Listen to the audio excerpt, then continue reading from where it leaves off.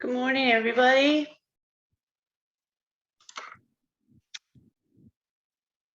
Welcome to the third of our Help 2021 Help Expo series. Today we're entitled Experiences Under the Skin, the Journey from Infancy to Adolescence. I'm Joanne Schroeder, the Director of External Partnerships at Help. I'm really thrilled today to be co-hosting, partnering in this event with the UBC Social Exposome Cluster. As with the other events, closed captioning, the webinar is available. You can find it by clicking the CC button at the bottom of your screen. We are recording today's event, and that will be available to you or any of your colleagues after the event today. At UBC, we do our work on the traditional, ancestral, unceded territory of the Musqueam people and are very grateful for that opportunity. I'm also very grateful to be welcoming again today Musqueam Elder Doris Fox to help us open our day in a good way. For some technological reasons, Elder Doris is keeping her camera off, but so grateful. This is the third time that Elder Doris has joined us, and so happy to have her voice to help us start the day. Thank you very much, Joanne. Good morning, everyone. Sorry about the technical difficulties. It seems to be continuing from yesterday. Welcome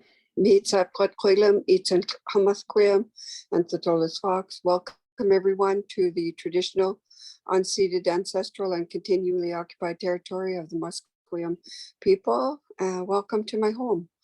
My name is Doris Fox, and I'm an elder from Musqueam. I raise my hands in gratitude to each one of you for attending today for this beautiful event. I ask Great Spirit to take care of you and remind each one of you to be gentle with yourself, to open your heart and your mind so that you can learn the most, so that we can all learn the most from each other. And I love the picture. Whoever took that picture, it's so beautiful. There's my home. I thank Great Spirit for bringing us together in this beautiful circle today. And it's so wonderful to see everybody and to hear everybody's voices. And if you have any needs or wants, if you could put them in the chat so we can help you deal with them, that'd be great. So thank you everyone to coming into my home in a spirit of love, honor, and friendship. I raise my hands in gratitude to each one of you. Thank you so much, everybody. Thank you so much, Elder Doris. I want to introduce now a member of our Aboriginal Steering Committee and an elder for our committee, Rihanna Erasmus. Rihanna is a member of the Yellowknife Dene First Nation and with roots in the Hoopachesset First Nation in Port Alberni. She's been on the Aboriginal Steering Committee since 2015. and she's been involved in education, early childhood education, for over 40 years. So as you can imagine, there's much to celebrate in what Rihanna has contributed to young children here in BC and in the Northwest Territories. I love Rihanna's dream that is she believes in lifelong learning and supporting all children to achieve their dreams. Morning, Rihanna. I'll turn it over to you. Good morning. I think I'm unmuted.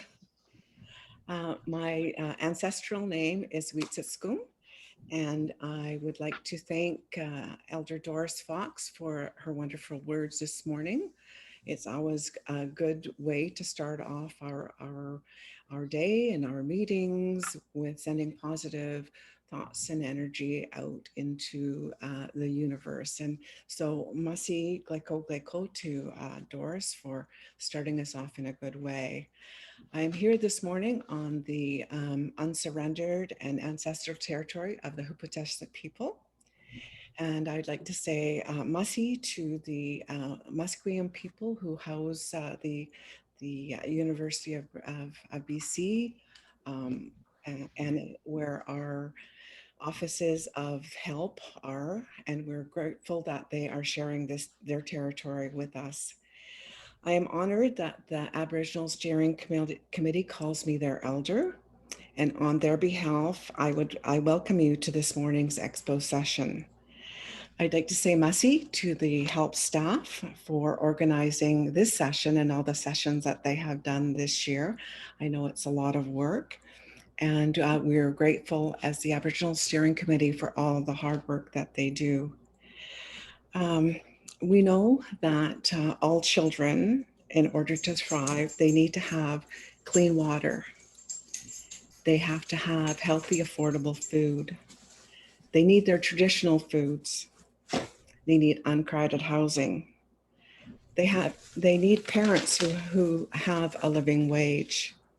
And for First Nations children, it is important that they are taught the language and culture in schools, that all people know about the contribution of us as First Nations people to what we have done to Canada.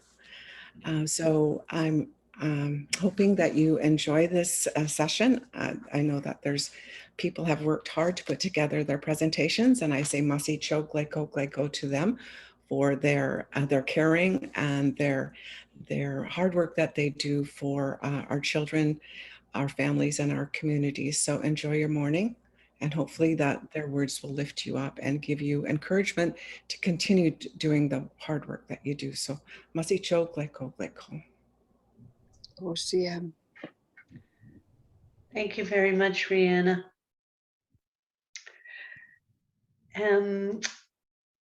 As always, there's an opportunity with the Expo to engage both through the Q&A and the chat buttons. So please use the Q&A for any questions for the speakers. And then if you have comments, resources to add, please use the chat function for everything else. You can, I should say my friends and colleagues, Sally McBride, Kate Boehm, are going to be monitoring the Q&A along with some of our presenters. So you can also follow us along on social media, Twitter @help.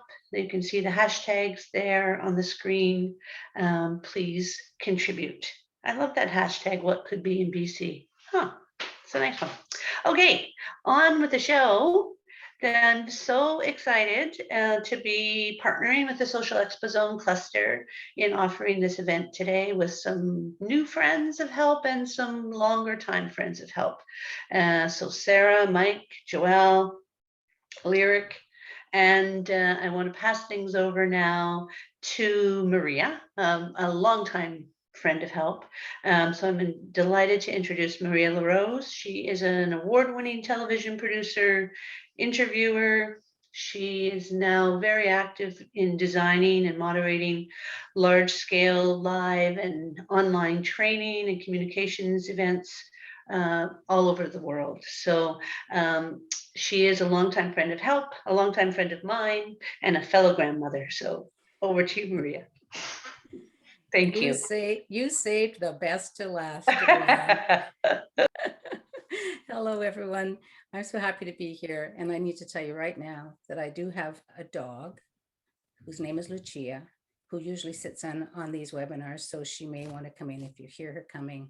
She's just a part of all this and really does care. So that's Lucia.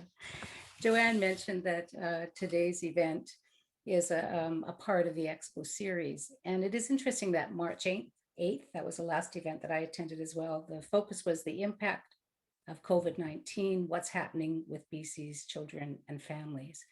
And we carry that on today and we go deeper, literally deeper. And we're really asking the questions, in what way does experience get under the skin? So that's the what of today. And you'll see the presenters, you saw them on the slide and we'll see them, there we go, you see the agenda right there. We're going to be looking at this from society to cell, from cell to society, and that's what's represented on the presenters. So you see on the screen right now. And then a little bit later, so that's the what. A little bit later, we're going to get into the so what and now what. And that'll be a conversation that I'll be having with our presenters, really asking what are the implications of this information and in what way does the information that they're presenting, the work that they're doing, improve or create optimal social conditions for children and youth and families in Canada and beyond. So we're all very excited about that. And as Joanne said, as we go, if you have questions, please just put them in the Q&A box and we'll be capturing them and trying to represent some themes that are coming through from your questions when we get to the conversation later. As I was preparing for today and this conversation about how does experience get under the skin, I was reminded of a conversation that I was fortunate enough to be a part of about 10 years ago at the Roundhouse. It was the first in Vancouver. It was the first time that I had been in a conversation, I think one of the first really public conversations in Vancouver, at least, about epigenetics. And the people who were in conversation were Clyde Hertzman and Tom Boyce and Mike Kobor, who's here again today. And of course, he remembers this event as well. And, I went into my closet and I pulled out my archive hard drive because I really wanted to look at the notes again from that event to see what did we talk about then? Where were we 10 years ago? And the notes I found, some of the notes that I found were Clyde talking and saying that he had been fascinated always by the question of why we get social economic gradients of health. And he coined the phrase and spoke about biological embedding. I'm sure many of you remember that. And at the time, he said, there were a lot of naysayers who were saying, what are you talking about, biological embedding? And here we are 11 years later, and we're having this conversation about the mechanisms of that very biological embedding. So I wanted to remember that and to share that with you as well. And so today we continue the conversation. We don't start a new conversation, we just continue and we keep continuing this conversation. And we're going to start with a big picture. We're going to get a real broad view of the conditions of children and youth in our country. The founder and the CEO of Child First Canada. She and her organization are major influencers in this country and movers and shakers around getting us all to pay attention to children and youth and the condition of children and youth in this country. She'll be with us in a minute, but before we get to her, we wanted to introduce you to one of the youth advisors for Child First Canada. She could not be with us today because she's in school. She's 14 years old, but she really wanted to be a part of this event. And so we pre-recorded a message from her. So this is a youth advisor of Children First Canada, Lyric Beckett.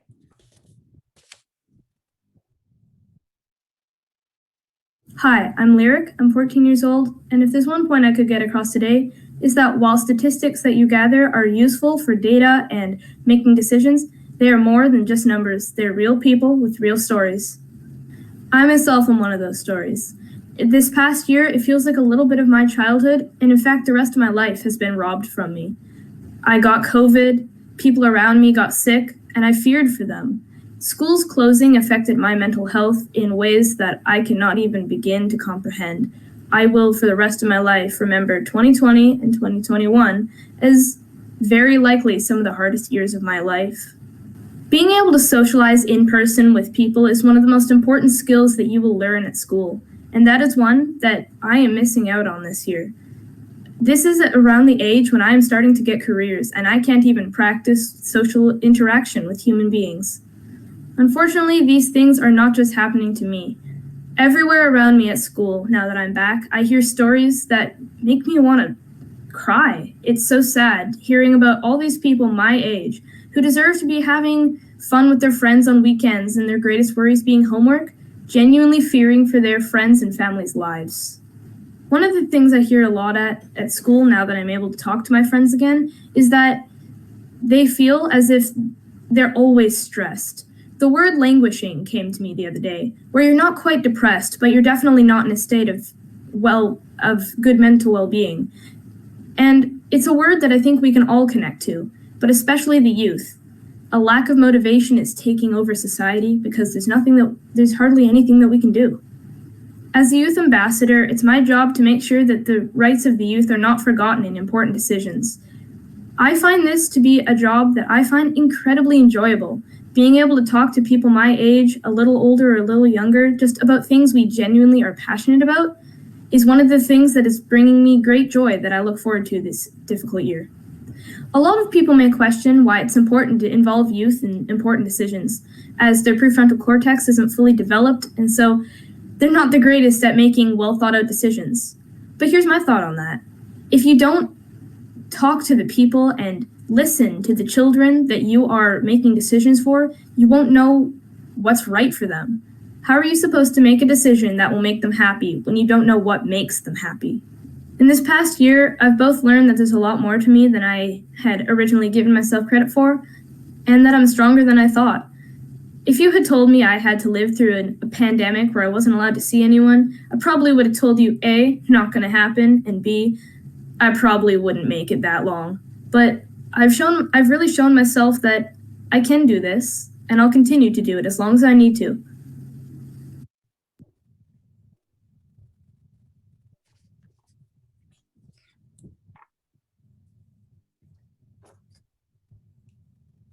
Thank you, Lyric. Now, for some reason, Jeremy, I'm not seeing myself on camera now.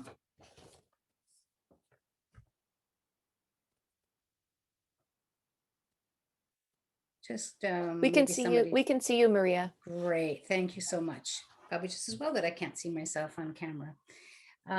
So what can we say about Lyric? Amazing insights and articulate, and to see the energy when Lyric turns the corner from what she's losing right now to having some agency and some power to do something about it is a very heartening thing for me to see and for you to see as well, I'm sure. And that's in part the opportunity for Lyric comes from Sara Austin, who is the CEO and founder of Children First Canada.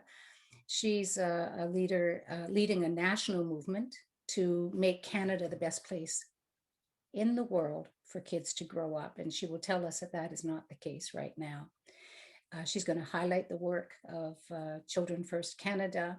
And she's also going to highlight for us some of the things that each of us can do to improve conditions for children in Canada and make it the world leading country for kids. So here is Sara Austin.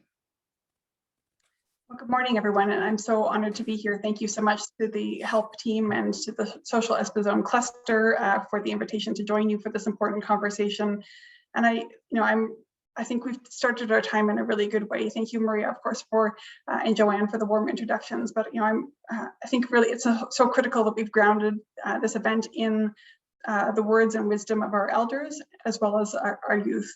I think we know we all care deeply. Any of us who are here today care deeply for our children. We know that Canadians care deeply for the well-being of children and believe that children deserve the best that we have to offer. I think what I've been invited to share with you today is that, in many ways we are failing our children. We've lost our way when it comes to the health and well-being of kids in our country and the protection of their rights. And so, I've been invited to share with you some perspectives, taking us from society to cell, really trying to discuss the state of childhood in Canada, that the kids are not all right, and harnessing data to tell that powerful story, to really take a glimpse into how COVID has been impacting the lives of children this past year. to talk about the importance of teaching children and youth their rights and promoting their rights at all levels of society. And then turning from, I guess, confronting the harsh realities to mobilizing us all to take action, because we all have powerful voices to affect social change. As I start my time, I want to just reflect on the incredible words of wisdom from Nelson Mandela. Of course, he's well known for his legacy in ending apartheid in South Africa, but he's also well known for his legacy for children, and believes so deeply that the welfare of a society is grounded in how we treat our children. And he said, there can be no keener revelation of a society's soul than the way in which it treats its children. I think many of us believe this to be true. And I think what we're really challenged with as a society, whether it's in BC or across Canada and in many ways around the world, is that we simply aren't doing the best that we can for our children. And it's a reflection of the soul of our society. When we think about the state of childhood in Canada, most Canadians tend to think of us as being a world-leading country for kids. In fact, we've polled Canadians, and the majority would rank us as being a top 5 or top 10 country for children. Canadians are used to us being at the top of charts for so many things: for democracy, protection of human rights, for prosperity. But when it comes to the state of childhood, the kids are not all right. Currently, Canada ranks 30th out of 38 wealthy nations for the well-being of children. That comes from UNICEF's global indicators for child well-being. And we've fallen a long way. Over the past decade, we've gone from 10th place to 30th out of 38 nations. And clearly we have been heading in the wrong direction for far too long. And so the mission that we have at Children First, the reason why I started this organization back in 2015, is really trying to change the trajectory for children and to mobilize Canadians around this common vision that together we can make Canada the best place in the world for kids to grow up. Now, it's right for us to dream big for our children and to have these high aspirations, but we can't just dream. We have to match that with tangible investments and tangible actions that demonstrate to children that they really matter. Most Canadians, as I said, simply don't know the reality. And so it's hard to solve a problem that Canadians don't know exists. And so a really important part of our work at Children First is to raise awareness, to tell the story that the kids are not all right, to talk about the huge decline we've seen over the past decade, and then to move beyond that to getting us back on track and quickly moving back in the right direction. And in order to do this, it's really important, as we heard this morning from Lyric, and I think all the work that we do at Children First is really trying to center the voices of children and youth. We often talk about them as being the future, but they are also the present. As Roman's now actually 13, but at the time that he was taken in this picture, he was 9 years old and standing on Parliament Hill, introducing the Canadian Children's Charter to our government and Canadian society. And Roman said, "People like to say that children are our future, but they are also the present. We are Canadian citizens, and if we could vote, perhaps the issues we face would be a greater focus. Listen to our voices and take action to support children. We are citizens of this country, present and future, disempowered, but as important as any adult. 18 is just a number." And as we heard, through Roman's words just now and through Lyric's words earlier, young people are often dismissed because we believe them not to be competent and we underestimate their capabilities. But what I see time and time again is young people, very, very young children, is often in the early years of life, have very strong opinions. Anyone who's a parent can tell you, even infants have strong opinions and want to be heard. And so it's our job as adults to make space for that, to empower them to be able to speak up in whatever way is appropriate for the developmental capacity, and for us to really, as adults, listen to them and involve them in decisions that affect their lives. As I said, Canadians care deeply for our children, and they are shocked when they hear that we are not where we think we should be as a nation. The vast majority believe that Canada should put a high priority on improving the well-being of children. And so clearly there's strong public support. So we're trying to close the disconnect between perception and reality, and then mobilize a strong social will for action and build public pressure, particularly on our federal leaders. As we all know, and as we clearly heard from Lyric just a moment ago, COVID has had a devastating impact on children. In the news and the headlines from our public policymakers, we've heard time and time again about the She Session and the impact on women and our economy. Of course, we've heard about the impact to our elders and long-term care. there's no, I do not in any way mean to dismiss the importance of that, but we simply haven't heard enough about the impacts of COVID-19 on children, and it certainly has not translated into public policy decisions to keep kids safe, to protect them from illness, to protect their physical and mental health. And one of the ways in which we have been trying to mobilize action during the pandemic is to really harness the strong voices for action. Through our Children First Canada has a Council of Champions that includes many of the leading children's charities like Kids Help Phone and the Boys and Girls Clubs, Big Brothers Big Sisters, the 13 children's hospitals, research centers. We're honored that Dr. Michael Kobor from this institute has joined us as well to add his voice. And so collectively over this past year, we've been amplifying the voices of children, allowing them to speak up, young people like Lyric and many of her peers to be heard by media, by government, and by people who have the power to make these decisions. We've provided ample policy briefs. We've spoken out publicly on issues like school closures. We've worked with partners like Statistics Canada to harness data, to tell a powerful story about what's happening in the lives of our children, and really trying to point the way to policy solutions that will help to mitigate these negative impacts that our children are experiencing. And in doing so, keeping the voices of children at the heart of this conversation has been so critical. And so we've worked closely with the Prime Minister's office and members of Cabinet to ensure that they're not just speaking about children, but speaking to children. And so in the early days of the pandemic, we proposed the idea that the Prime Minister speak directly to young people, and in partnership with CBC Kids, he hosted he invited young people to submit questions and engage in a direct dialogue with him, which was an important signal to our kids that our policymakers are listening to children. And we've done many other things like this throughout the pandemic to ensure that children's questions and concerns and their ideas and their recommendations are being heard by our leaders. We've continued to raise awareness to put a spotlight on the many, many negative impacts that kids have experienced, whether it's their mental health, their physical activity, food security. We could go on, and really trying to put these issues in the headlines so that Canadians are aware of how kids are being impacted, and to build the public pressure on our policymakers to do something about it. Last fall, we released an annual report that we do, our annual report called Raising Canada, looking at the top 10 threats to childhood. And the last year's report, which came out in late August, early September, as kids were heading back to school, really told a powerful story. It was still very early in the pandemic, just a few months in, and yet it was clear that all of the top 10 threats to children were worsening or at risk of worsening. The statistics were really quite alarming at the time. And we know even prior to the pandemic that things were not right, that even before the pandemic, suicide, for instance, was the leading cause of death for children ages 10 to 14. I'm the mother of a 10-year-old, and alone as an advocate for all 8 million kids in Canada. And that statistic is harrowing. It keeps me up at night, and I can't tell you how many families I've met, friends and colleagues and children that I've spoken with over the past year who are struggling very seriously with mental health and suicidal ideation.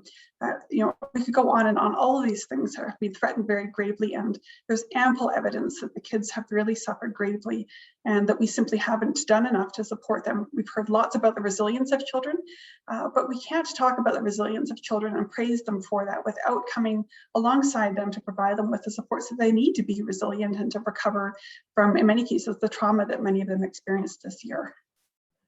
I won't delve into all the stats. You can download the report from our website, but it really, it just tells a powerful story that even in those early days of the pandemic, the kids were suffering, and we know from more recent research that things have gotten much worse and continue to worsen in the days and weeks ahead.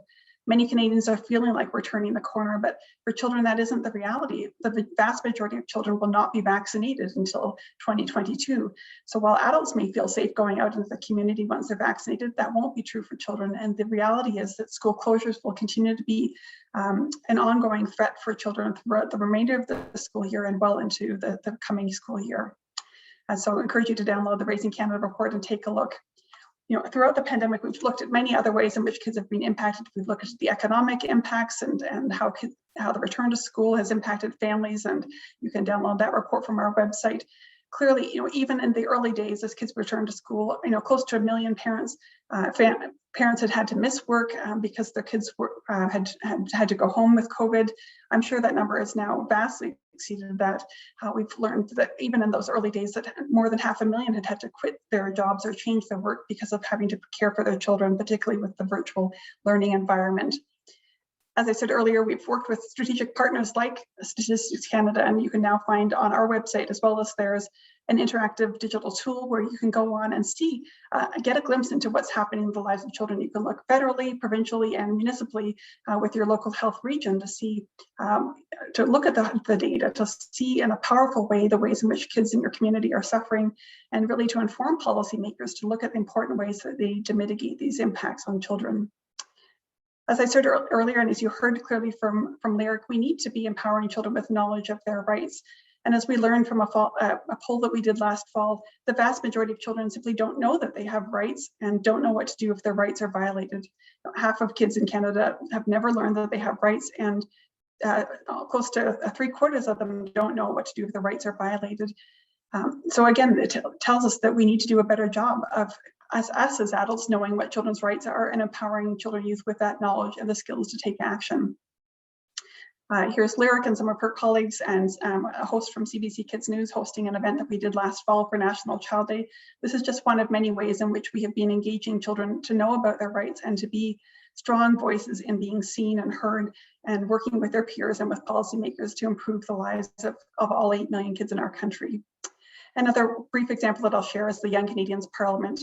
This is a program we launched last summer in June, and it has run over the past year and is about to launch phase 2 this week. It's an incredible way in which young Canadians up to the age of 18 can learn about their rights, work with their peers, and have a direct seat at the table with members of cabinet, other members of parliament, and senators to really lobby for the things that they care most about, their mental health, their food security, violence in their home, and have a direct seat at the table in holding our leaders accountable and working together as partners to challenge the status quo. So if you're interested in know young people who are interested in social change, I encourage you to go to our website and encourage young people to apply for the program. It will be announced later this week. There are so many ways that you can be an advocate for kids, and in many ways you already are. You are the heroes that we have been waiting for, whether it's in your work as a librarian, an early childhood educator, a teacher, a social worker, as a researcher. All of you are on the front lines and doing such powerful work to improve the lives of our children. So on that note, I want to say thank you and encourage you to continue to find ways to integrate the rights of children and the voices of children themselves in the work that you do. There are so many different ways that we can do that. I won't delve into all of them now because I want to ensure that we have time for our discussion as a group later, but I'll make sure that these slides are available to you after the event so that you can look at some of the ways in which you can raise your voice and raise the voices of children and youth to take action with our federal leaders, with provincial leaders, municipal leaders, and working directly with children to empower their voices to be heard. We've got lots of great resources on our website to help you do that. So again, I encourage you to go to childrenfirstcanada.org to learn about that. And I'm looking now forward to discussing with my colleagues at this table to hear their words of wisdom about how we move from society to cell and back again, and engaging in a collective discussion together about how we work together to improve the lives of all children in BC and all kids in Canada. Thank you so much.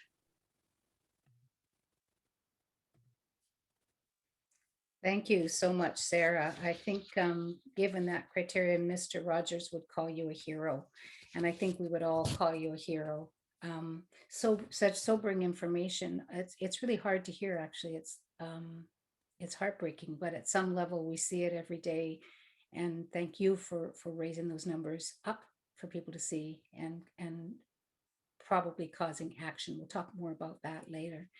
We're going to move now from Sarah's description of the society, and we're going to move to the cell. And first up, we're going to move to looking at pre-adolescence and what do we know about how environment gets under their skin. We're joined by Dr. Joelle LeMoult. She is a director of Depression, Anxiety, and Stress Laboratory at the Department of Psychology at UBC. And her research focuses on mental health, just that, the psychological distresses and the resilience of pre-adolescence. She's going to share with us her research related to the cognitive, emotional, and biological responses to environment factors in kids' lives. Here is Dr. Joelle LeMoult.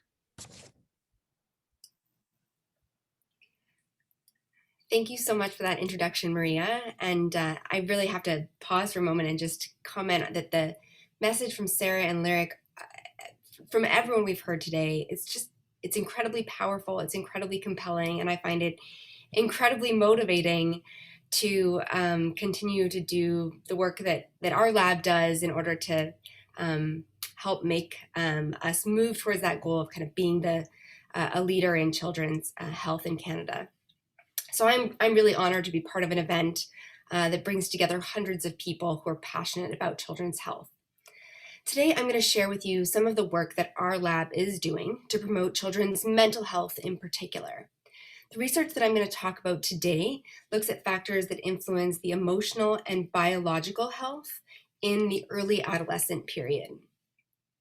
Yesterday, as I was putting the final touches on my talk, I was reflecting on what I really wanted everyone to kind of take away from it. And the answer actually came when I was reading to my kids last night as I was putting them to bed. I was reading a great book titled I Am One by Susan Verde. It's a book we've read a lot in our house because we really love the message. And that all it takes is one person to just add a drop of water that starts this ripple effect that ignites a chain reaction that in turn can have an enormous difference in kids' lives. And so today, although I'm going to talk about the adverse experiences that do get under the kids' skin and affect their mental health, I'm also going to talk about the factors that promote resilience and the opportunities that we have to add that drop of water that can promote mental health in kids for years to come.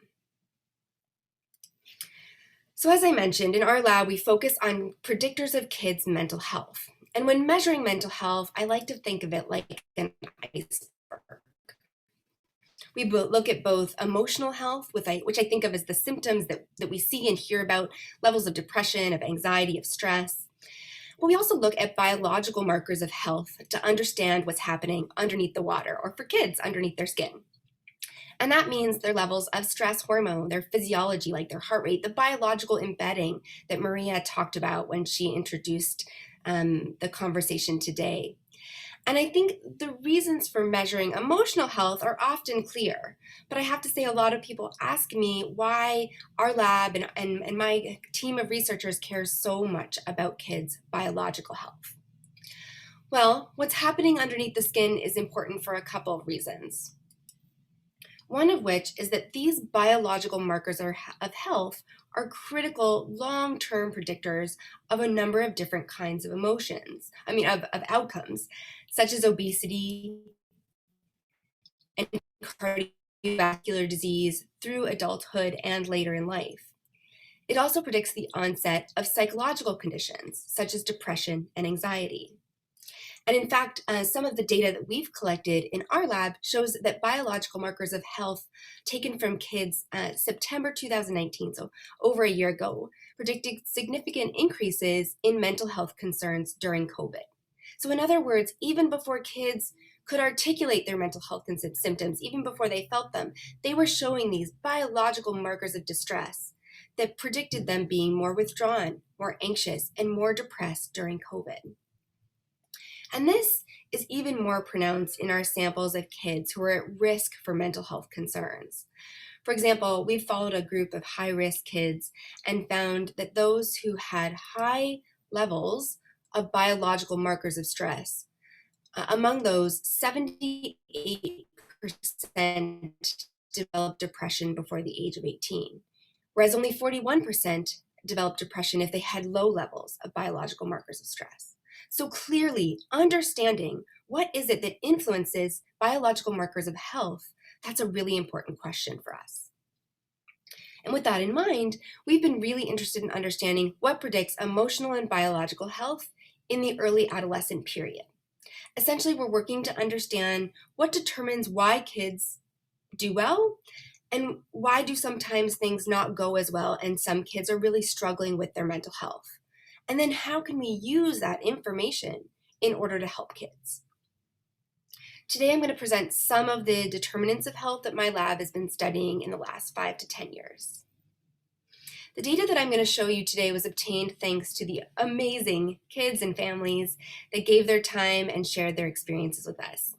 A lot of the findings that I'm going to present today come from a study in which we followed kids from their last year of elementary school through the transition to high school, a time when we know it can be very challenging for kids, some of whom then experienced that first year of high school amidst COVID, and then through the present.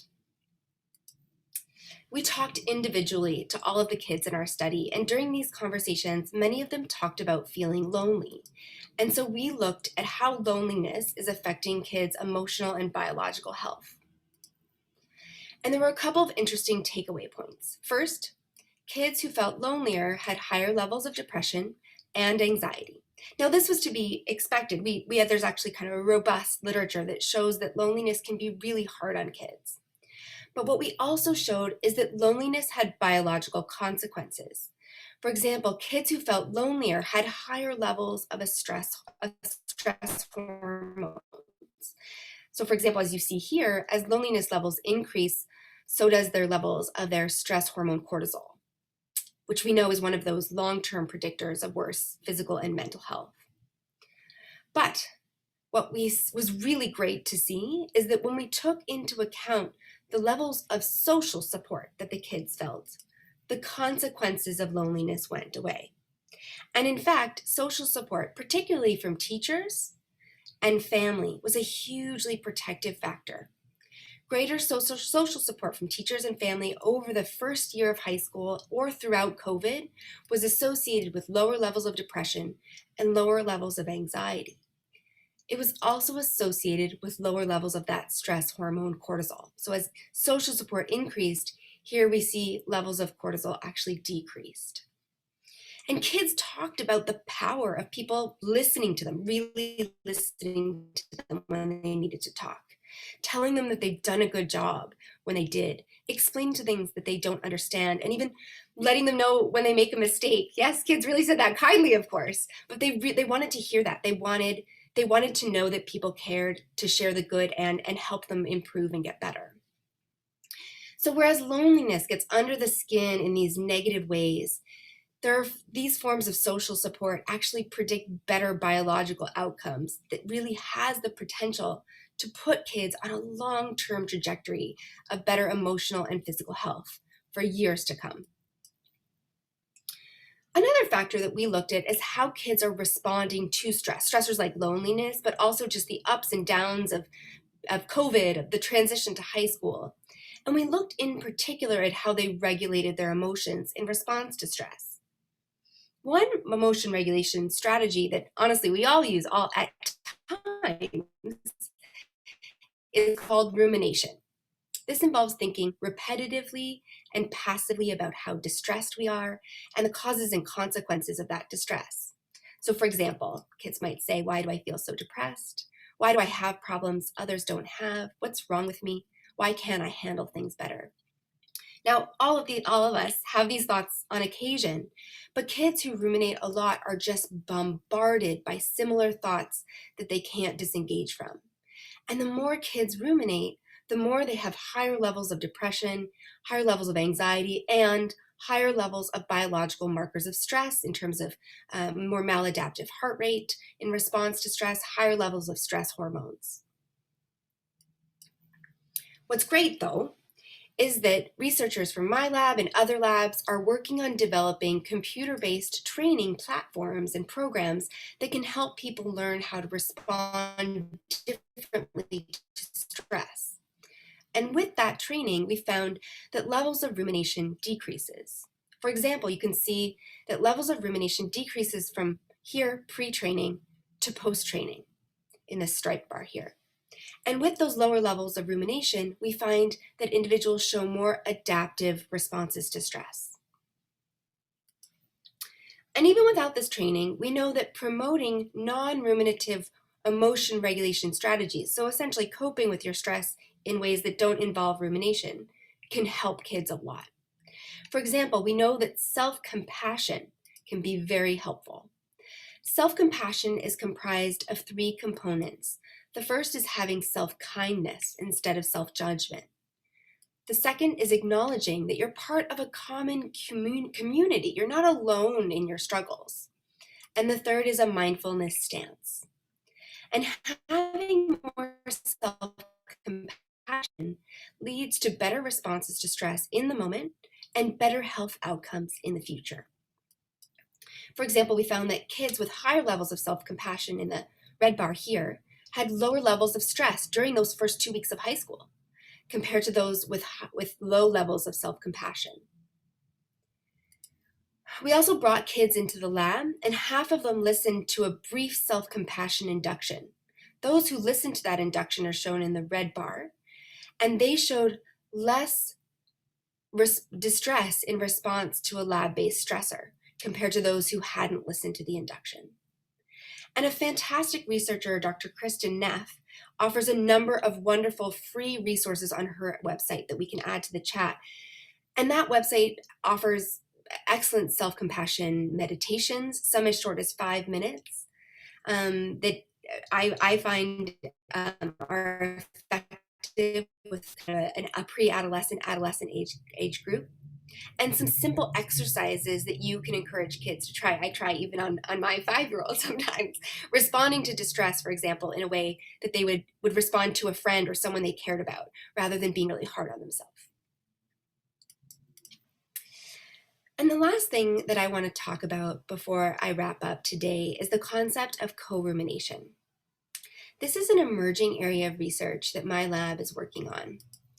Co-rumination is when people get together and repeatedly discuss or revisit the same problem or issue over and over again in a passive way where they're just dwelling on negative feelings. This happens pretty frequently amongst peers, especially during the early adolescent and adolescent period. And so although we know that co-rumination really starts to increase throughout adolescence, we didn't really kind of understand exactly how much adolescents are engaging in co-rumination across different ways of communication modalities. So from in-person to texting, social media, phone. And what we found is we looked at this and we found that yes, adolescents spend the majority of time co-ruminating in person compared to these other modalities, texting, social media, or phone, but that they're engaging in co-rumination across all of them. And what's more is that when we followed these adolescents for the next year, we found that the time spent co-ruminating, particularly co-ruminating over social media, had the most significant long-term consequences in terms of their emotional and biological health. And we find this really important because a lot of the conversation around social media communication has been about the contentious and negative interactions between peers. But what we're showing here is that we also need to be aware of how adolescents are supporting one another when problems arise. So this is an area of research that our lab is thinking extensively about, and we're working on finding new ways to change adolescents' communication styles across all modes of communication, but in particular over social media. We hope that with this information, we can work on teaching kids to support one another through active listening, through problem solving, through helping your friend remind them of their strengths. And so that's an area of research that we're really keen to develop in the future. So I wanted to just once again thank you all for the chance to share some of the work that my lab's been doing with a group that is so incredibly committed to promoting children's health. Sarah's point about that resonated with me. It's amazing to be part of speaking to a group who we know is so invested in children's long-term health and well-being. And throughout our work, we've shown that factors like loneliness, rumination, and co-rumination adversely affect children's health. We've shown that this gets under the skin in ways that can have long-term consequences. But we've also shown that factors like social support from you, social support makes a huge difference. Computer-based trainings can help. Self-compassion can help. We can turn these solutions into the waves that lead to longer-term changes for our kids. And I think this is an exciting opportunity for each of us to both appreciate the drops of water we've already made in kids' lives, the long-term changes we've had, but then also to reflect on what we can do, what we can do more, what we have in our power to make a difference in the future, whether it's through providing social support, promoting self-compassion, through our research, through policy changes, through, as Sarah said, really listening to the kids' voices and making sure we're responding to their needs.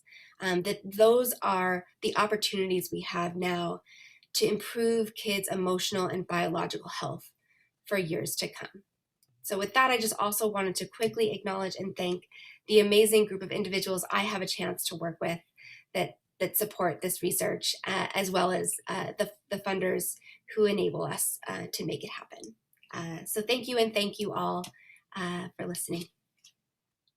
Thank you, Joelle.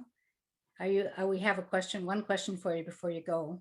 Yes. What was the name of the book that you read to your children at night about I the actually ripple? have it here. It's one of my favorites. It's called I Am One. Susan Verde. It's really wonderful. People will be very happy. My 2-year-old has taken off the jacket cover. Of course. That's your 2-year-old's job. Yeah. Thank you. Several questions came in and we'll address them when we're together. So we look forward to connecting with you again. Thank you.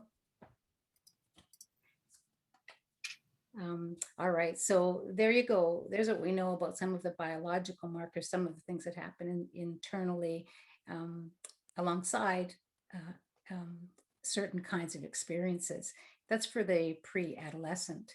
So one of the questions then is, what about for the very young? What about in the early years? What do we know about how experiences get under the skin? And we're so fortunate to have Dr. Michael Kobor here to answer that question. He's the Canada Research Chair in Social Epigenetics. So he's the real deal. At the Department of Medical Genetics, Faculty of Medicine at UBC. He also leads the UBC's Social Exposome, I'm probably saying that wrong, research cluster. He'll tell us more about what that is. It's a very exciting cluster and collaboration.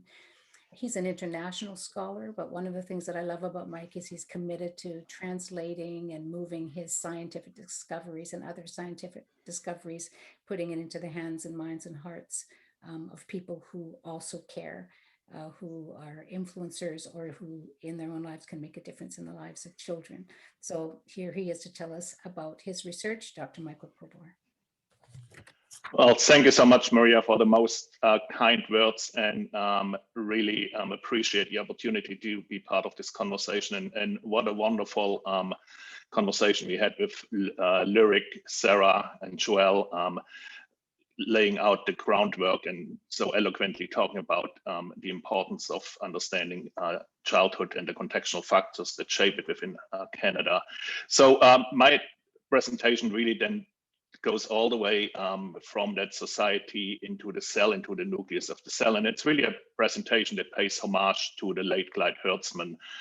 As Maria said, many years ago, 10 years, 11 years ago, this idea came up about the embedding of early life experiences and how they get under the skin. And Clyde's legacy and Clyde's ideas really have been foundational in understanding this. And in the Social Exposome Cluster that Maria just mentioned, we really honor and root our entire approach in the legacy and in the ideas of Clyde. So it's a real privilege to be part of this conversation today. I want to acknowledge, before I go into the presentation, many people. I'm really just a spokesperson for all of our wonderful collaborators, our dedicated and amazingly smart trainees, our wonderful staff, the great study participants, and we are also lucky to have a fair amount of funding agencies. So what I'm going to talk about today is epigenetics, which is the area that we are really focused on, and it really has many definitions, and they can be very detailed and very molecular, but really what we focused on is the social aspect thereof, and that is, how do experiences get under the skin and influence the way our genes are expressed? And we really look at this in a very simple sort of model. There are experiences that we encounter anywhere along our life course. They might affect particular biological pathways. We heard some of those already from Joelle. And then they might drill down all the way into the nucleus of a tiny little cell to affect the expression of the genes. And so it's really the society to cell paradigm that Clyde so wonderfully laid out many years ago. This is, of course, not a one-way road. We can easily imagine it to go the other way as well. And as some of you might know, and this is thanks to the wonderful help of from HELP's K2A team, I really try to make this very simple, and I always equate a gene with a light bulb. And so you would know that the light bulb can be either totally on or totally off, or if you live in a fancy house, you got a dimmer to sort of put that light bulb somewhere in between. And really, so if we think of our genes as the light bulbs, the epigenes, the epigenetics is really the dimmer. So if you look at this particular light bulb, it's totally on, the dimmer is totally up, and now we start to sort of epigenetically modify, and it's really just a tiny little chemical modification to the DNA that happens.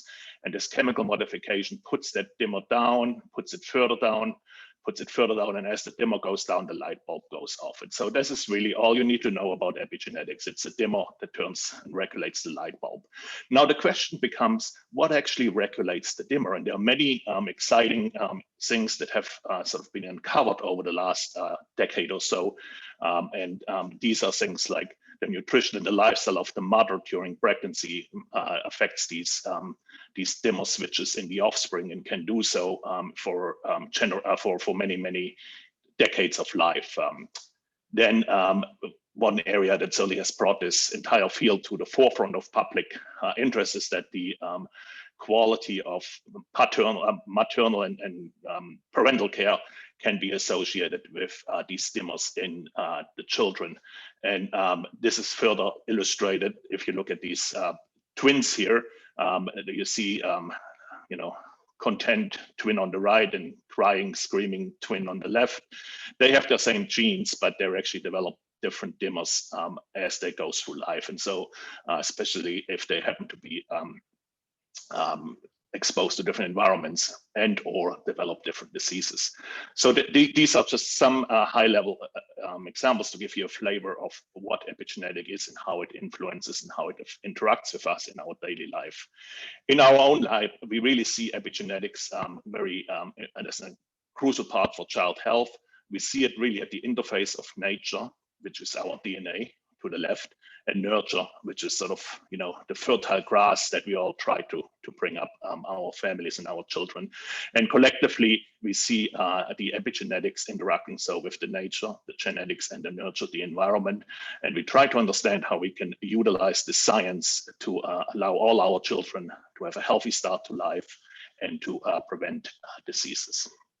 Now, we do this very much in a developmental way, in that we are all aware that there are sensitive periods in a child's life, and Joelle talked about some in early adolescence.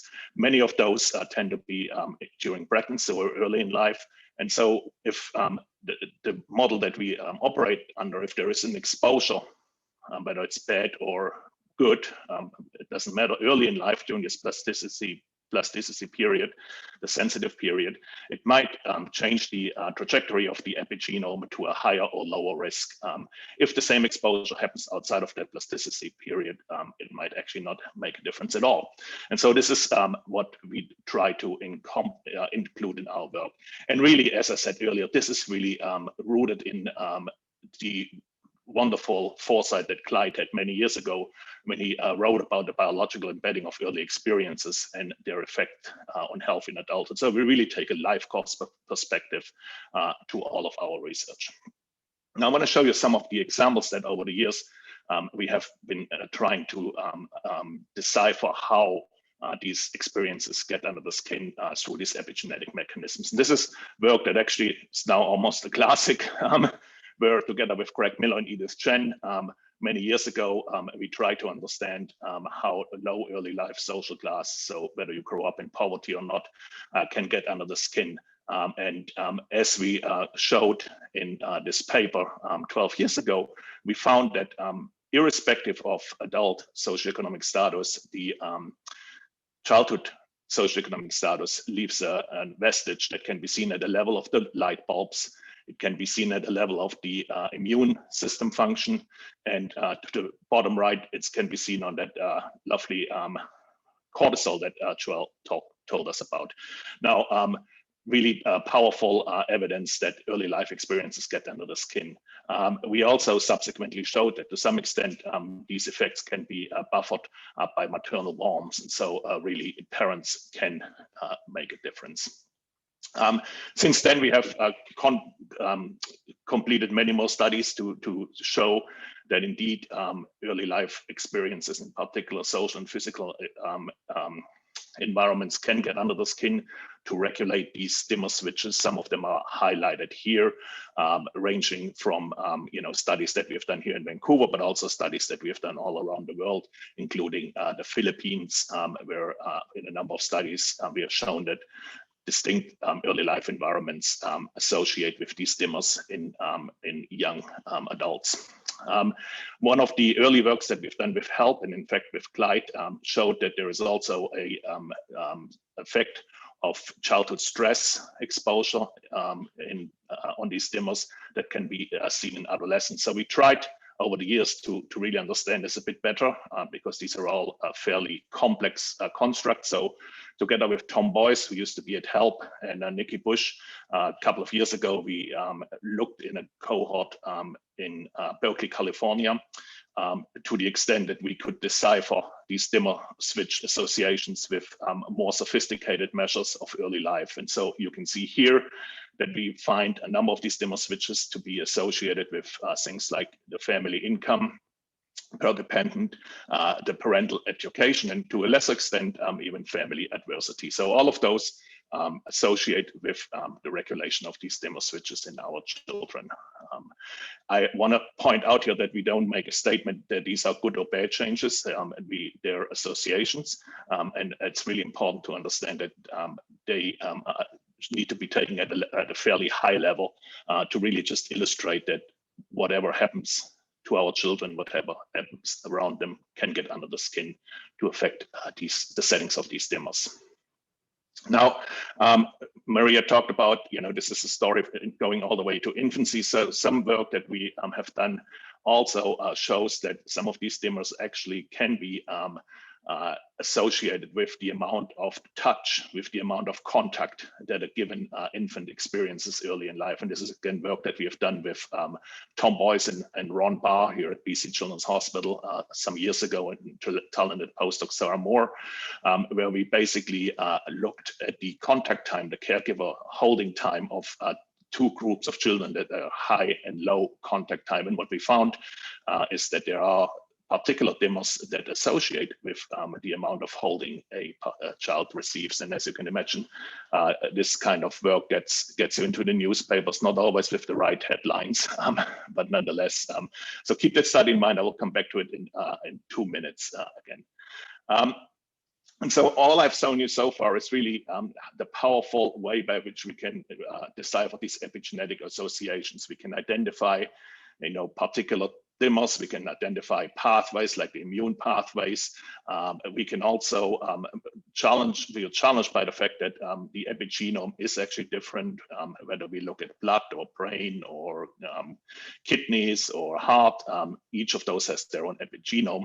And it's really quite difficult to really use proper statistics to ascertain all of these things. So there is a new aspect by which we can actually explore the information content of the epigenome, and it's called epigenetic aging.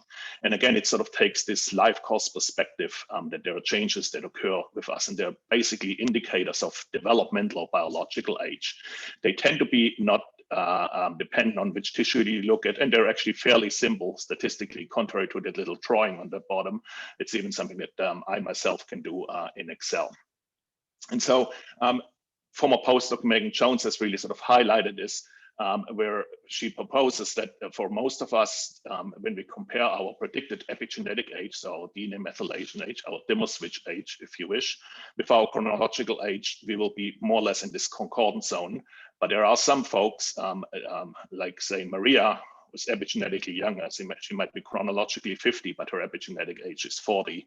And contrary, there are some folks who are epigenetically old.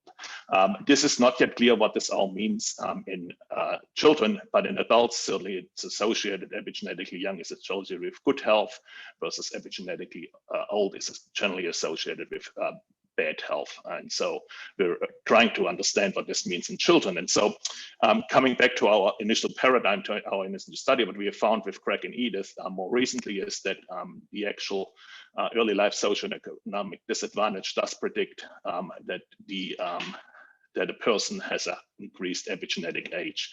In other words, that they're more likely to be of bad health, and potentially even more likely to die earlier, because this epigenetic age has been associated with mortality. The effects are fairly small, but I think it's important to keep that in mind, that we can see even at this level of biological aging, the vestige of our early life circumstances. Coming back to the study with the caregiver, holding the baby, we have also found that there is an association between the distress that an infant has, the caregiver contact time that it receives, and the epigenetic age, with some kids that are at age 5 that are highly distressed and get very low contact, having accelerated epigenetic age. So again, this is a small study in early days, but I just wanted to show it to illustrate that it's really a powerful tool to understand the effects that our environments can have on our children. Coming back to linking to Joelle, we also have shown more recently in a cohort that we've done with Ian Gottlieb, who Joelle worked with before, and Kate Humphreys at Vanderbilt and Stanford respectively, that there is actually an epigenetic age in adolescent girls that's associated with both their cortisol output, but also the volume of one of their brain regions. So again, early days, but I think another indication that as we go from infancy to adolescence, this idea of epigenetics, these dimmers can in fact be associating with a number of biological and socio-demographic and environmental circumstances. So what I've hoped to show you in this brief time is that this idea that early life experiences get under the skin to affect our epigenome, to alter our dimmer switches, to regulate these light bulbs, can in fact provide very powerful evidence and for the importance of investing and fostering the environments during the early years, so that our children grow up happily, healthy, and resilient. And just to close this up, we have now put, of course, all of this also in the context of COVID. So basically everything I've shown you so far, whether it's family income, parental stress, child abuse, all of these things, as we heard so eloquently from both Sara and Joelle, happened to our children during COVID. And so we have proposed in a piece in the conversation that in fact there might be these long-term biological effects that we can see at the level of the developing brains, the immune systems, and the ability to thrive. And they might be mediated, at least in part, through these dimmers that so closely associate with the early life environments that our children are experiencing. So thank you very much, and I look forward to the discussion.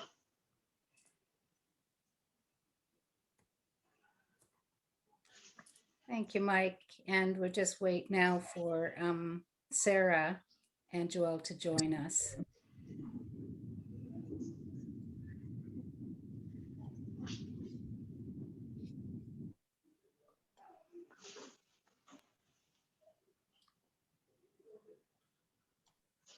And Joelle is coming.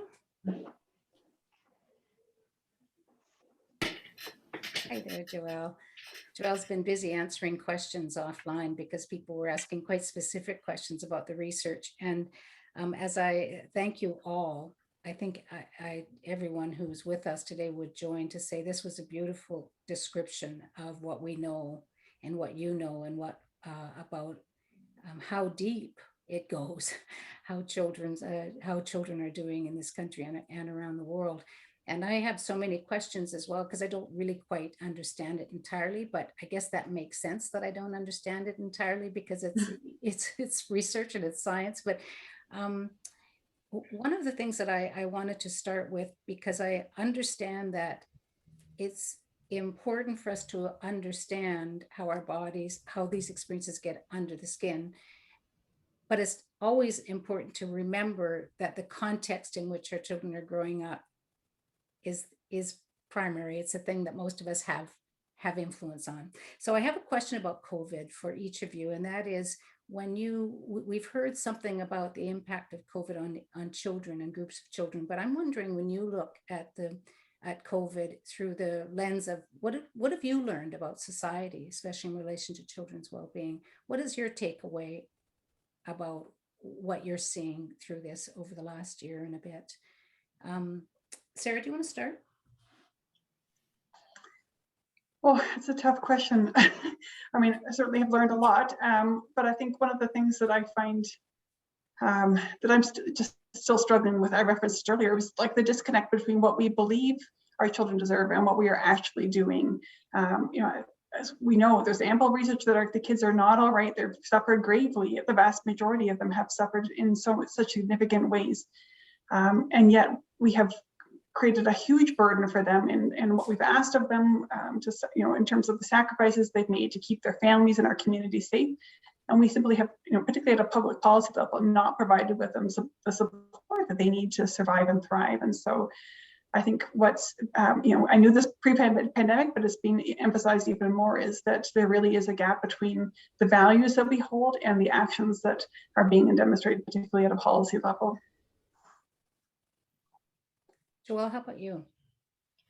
Yeah, I agree with Sarah. It's a tough question. I see that reality, certainly playing out, and I see,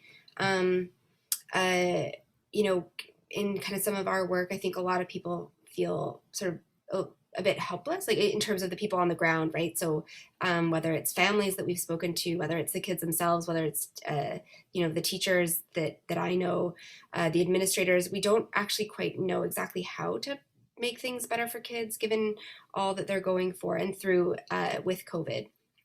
I think that's why some of the work that Sarah's doing to think about those bigger policy changes and to really listen to the kids is really critical. And I think that is important now more than ever, and even kind of giving some evidence-based strategies of what can we do to help kids go through what we know is an incredibly hard time. And I'm a little biased because I like our research, but I love the message that there's actually some really concrete things. Like even during COVID, we see that the more families can provide that social support of just genuine listening, being there, really understanding the kids, whether that's administrators and teachers can send that message to kids. I think that's really, it's a powerful start, and it really connects, I think, with the message that Sarah is also giving, that we need to listen to the kids and let them know we care and that we're there for them. Thank you. Mike, how about you? When you look at COVID from the point of view of society, what are the things that you take away from, or you've learned about our society? Yeah, so I think just to add a little bit to what Sarah and Joelle already so eloquently said, and maybe put our lens to it, we think there are certainly hidden costs, as we outlined, that are related to changing circumstances that our children are experiencing during COVID, whether it's, the stress they experienced themselves or all the associated things that we talked about.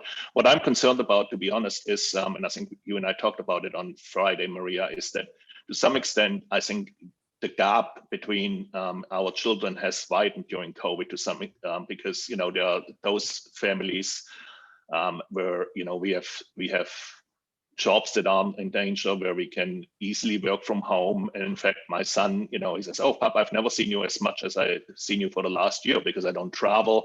I'm home to make dinner with the family." But I realize that's a very privileged situation to be in. And there are many, many families who are not in this kind of situation. And I think where, the parents, their jobs might have been lost, they're stressed to make a daily living, they can't work from home, they have to travel by public transport to their workplace. And so I think that gap that I can see, and it would be very interesting to really at the data on it, I see it widening. And to some extent, if we sort of take this from the lens of biologic embedding, the long-term costs of this widening gap could be fairly traumatic down the road on that sort of under the skin biology that we're talking about here.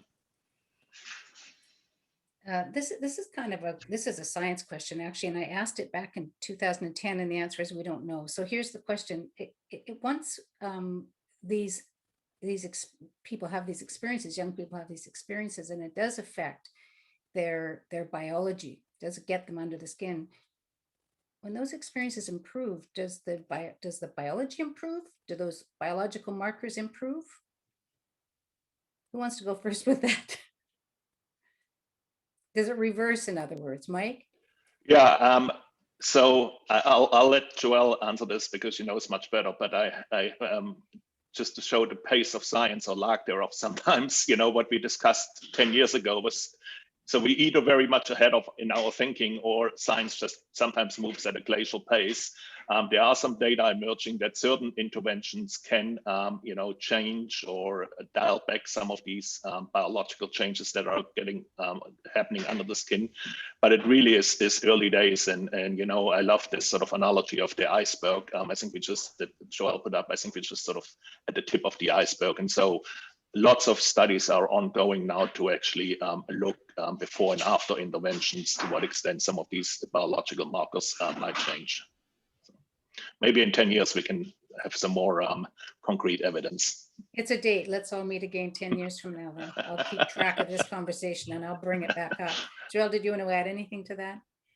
No, I really agree with Mike. I think that there are some really promising initial studies that have shown that we actually can work to, at least in the short term, make some changes. I think what we, some of our research, for instance, shows that even really short, 5-minute self-compassion inductions can lead to changes in how people are doing.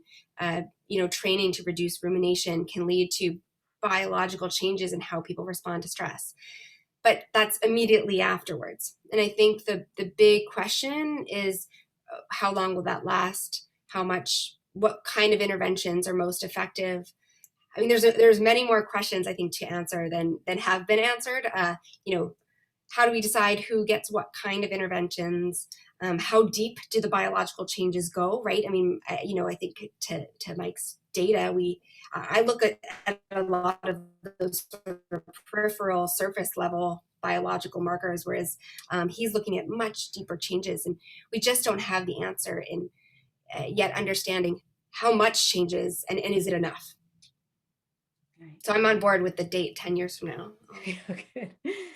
This conversation about research, I see Sara listening in, and probably I assume, Sara, that you keep track of research because you said you harness research. I'm really interested in having a conversation with the three of you about that collective work of researchers and people in community, advocates, but also all of our people who are joining us who are advocates in their everyday and the work that they do.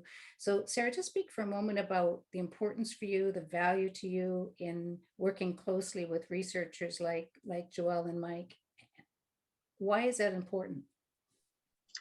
I think clearly it's important to have the data, to have the evidence of what is happening in the lives of children, what works and what doesn't work, and to have really good quality research like the HELP team is doing, and researchers all across the country, but it can't be research that sits on a shelf. It has to be research that then is translated into, what's called knowledge translation, but moved into public awareness. Actually, that gets transmitted through the media, so that ordinary Canadians can digest it, make sense of it, and then as citizens that we can actually be mobilized, take action on that, because we know that our policymakers respond to what matters to us, and rarely do children's issues become an election issue or make it to the ballot box, or when MPs come knocking on your door.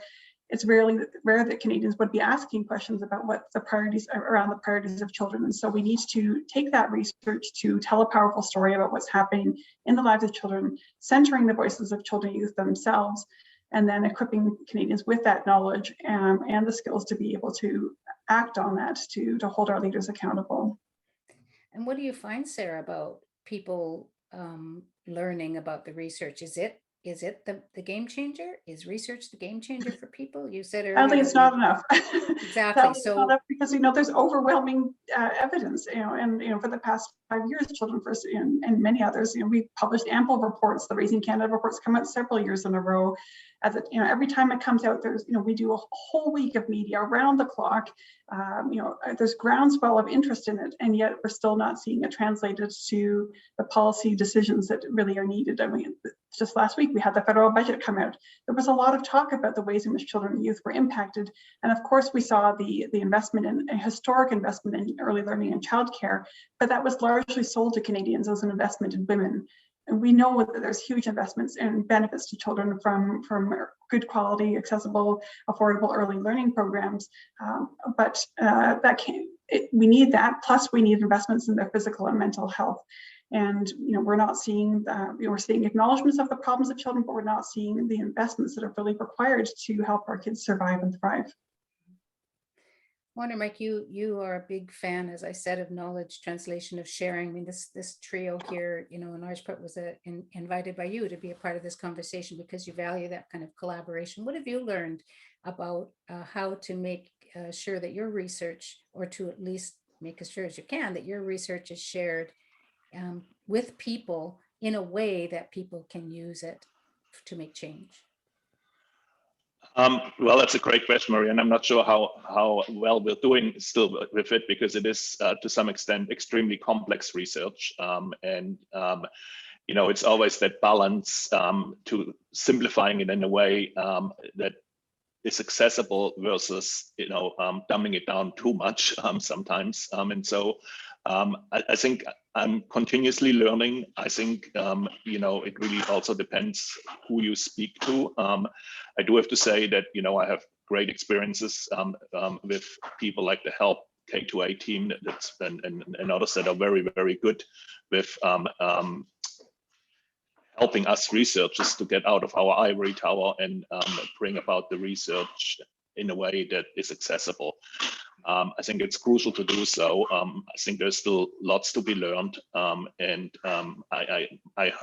I do see some glimmer of hope. So, for example, even at a federal level, we have been invited to talk about the social exposome and wrote blog posts and the like to illustrate how we can harness this sort of new biology, that Clyde dreamt about and that is now a reality, to perhaps change the dial in fostering, the importance of the early years just a wee bit more.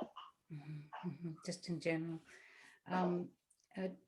You mentioned earlier, Mike mentioned earlier that you see information about this research in headlines and then made a little aside. Sometimes that's not such a good thing. There are people who are concerned about the research that you're doing, Mike, and that you're doing that kind of work you're doing, Joelle, because it's kind of scary to think of people going under your skin to get information that you're not providing, but you're under your skin is providing, and is it about blaming then? And so I think it's important to take just a moment to speak to that. I'm sure you have give a lot of thought to the ethical and the moral aspects of the work that you're doing, especially the way it's being interpreted. And Sarah, jump in too around how you need to mitigate that in a way too. How do you share this information with people? So is it just me, Joelle, or is that something that you do think about? Yeah, absolutely, Maria. I think that Mike alluded to this in his presentation too. There's a kind of frequent worry. I didn't present all of those data actually here today, that, there could be concerns because for a number of different reasons. Some people, some of our work, for instance, looks at discrepancies between what people say and what their body is telling us. I think one reason that I really care so much about really listening to what people's body is telling us is that we know that these are sometimes really early markers of distress that might happen before things get worse. And so I really see it as an opportunity. If we can understand predictors of these early warnings, like the behavioral predictors that we see, then we can target those behavioral predictors even before they start to get under the skin. And I think of it as sometimes our opportunity to sometimes allow some, especially kids who can't always articulate what they're feeling, can't always speak for themselves, but to measure what might be happening that they don't know how to put words to yet. And so I think that that's a real value of looking at people's biological markers of well-being, because not only does it provide, in my mind, an opportunity for early intervention, but it also offers an opportunity to hear from more people. And I don't think that one is better than the other. I think we need to do both, and I think we need to look at them together. Thank you. Mike, of course, epigenetics is, it's full of those kinds of moral and ethical dilemmas, I'm sure, or I should say assume. What do you have to say about that?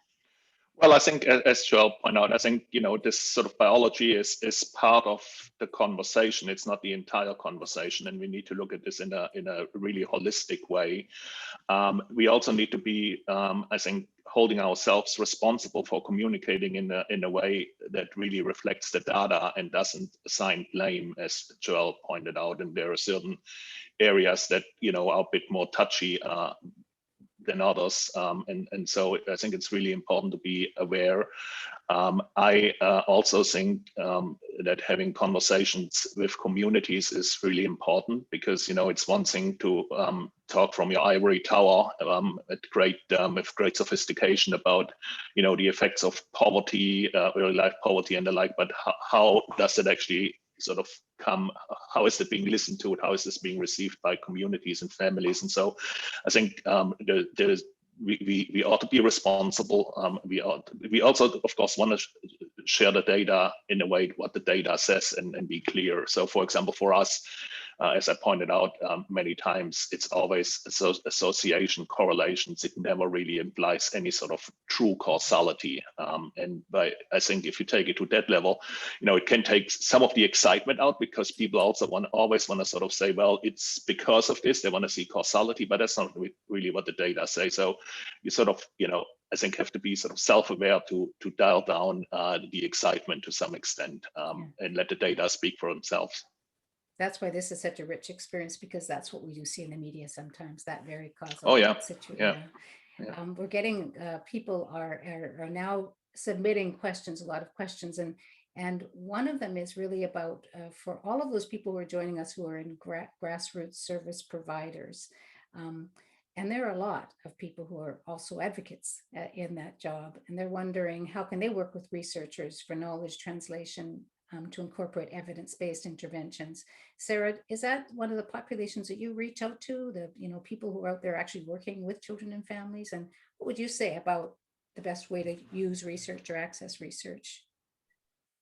Well, through our organization, we certainly work with lots of frontline organizations across the country, whether it's organizations like child advocacy centers that provide wraparound supports to children who experience abuse, or national charities like Kids Help Phone that are talking to kids every day about what they're struggling with.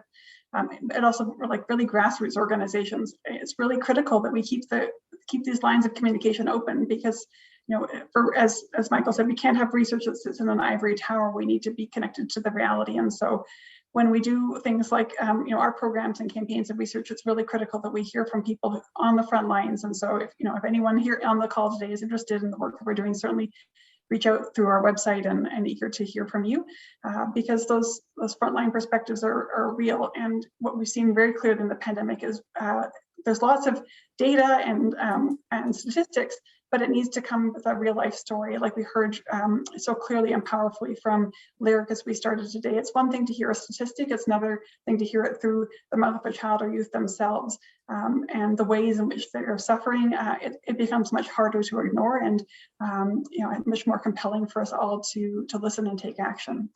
And similarly for people who work with children, that's probably an important voice as well. So we are close to the end here, but I want to ask all of you, because it's a question that came in and it was a question on my list. If you could wave a magic wand right now, given what you know, given what you shared, what is the thing that you would want to see happen right now, whether it's a policy solution or what?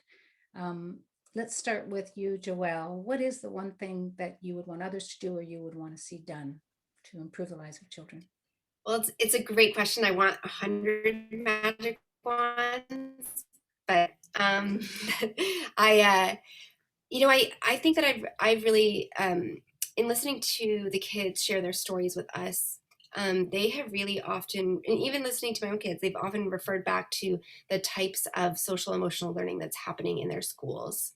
And that is, I think, really powerful. It is providing an explicit time in their day where they're hearing that mental health is important, and they're given strategies for how to cope with stress. And I think that that's something that around the world some kids have access to and some kids don't. And to Mike's point, I think that there are huge discrepancies between what parents might know and be able to share about that, and what schools have money to fund for that. But I think if I had one magic wand, I would want all kids to have enough money to be able to set aside time in their day to strengthen their social emotional learning so that they can cope with the stressors that will come with more resilience.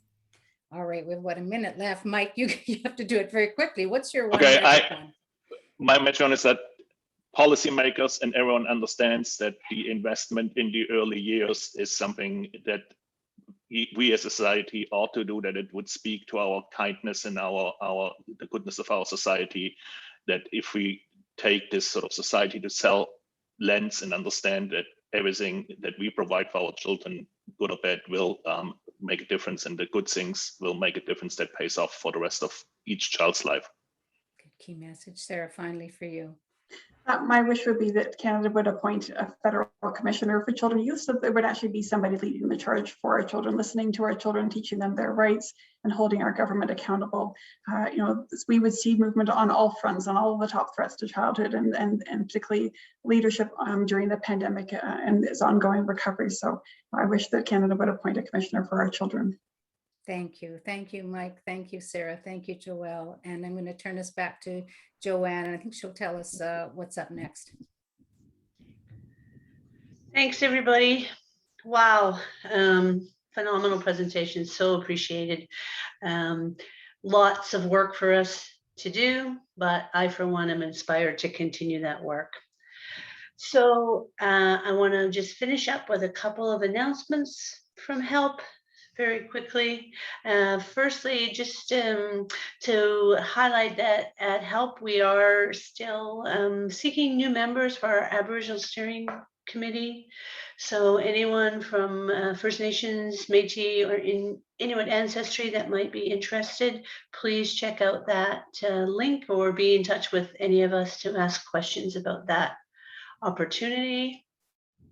And then on to our next event, which will be held on the 10th of May with Megan Zini, Ava Oberle, and Mariana Bersoni, looking at promoting outdoor play in schools and communities. So really looking forward to that event. We have been having a great inspirational time with these expos. Thanks for joining us.